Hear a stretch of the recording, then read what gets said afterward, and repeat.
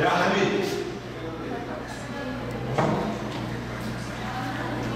باشرت بلدية الشعب في بلدية تل تمر بالإعلان عن المناقصة للمرة الأولى عن مشاريع عام 2024 بعد الموافقة عليها والاعتماد من قبل الهيئة.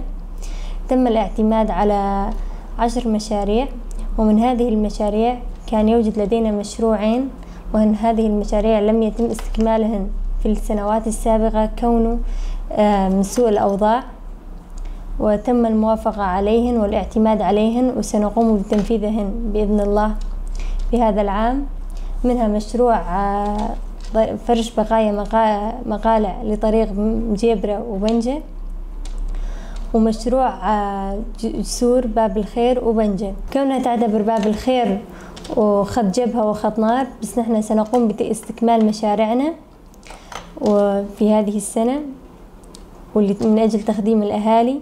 مشاريع أخرى منها فرش بقايا مقلع طريق عب الناقة، وهو بحاجة إلى هذا المشروع من أجل تخديم الأهالي، وفرش بقايا مقلع لطريق وادي النجمة، كونه كمان بحاجة إلى هذا المشروع، وفرش بقايا مقلع لطريق قرية المقرن جبل كزوان تابعة لخط جبل كزوان، ومنها مشروع صرف صحي لقرية عب التينة، ومنها مشروع صرف صحي لطريق الحزام في تل تمر، ومشروع صرف صحي لكومين الشهيد آركيش في تل تمر باستبدال وجديد، ومشروع صرف صحي لكومين الشهيد إبراهيم في تل تمر صرف صحي كمان جديد واستبدال. ويوجد لدينا مشروع حفر بئرين في منطقة تل عربوش، وهو بحاجة كثير لهذا المشروع من أجل تخديم الأهالي وتوفير لهم المياه، كونه هنا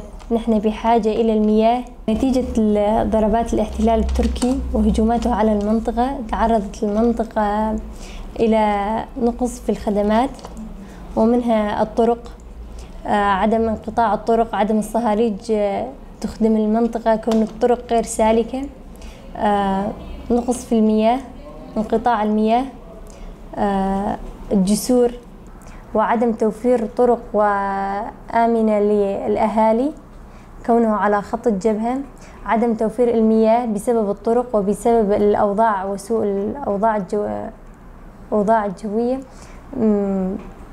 كونه في طيران. رغم سوء الأوضاع بلدية الشعب مستمرة وتحاول توفر وتخدم الأهالي من جميع النواحي، من ناحية الطرق، الجسور، من ناحية توفير المياه وغيرها.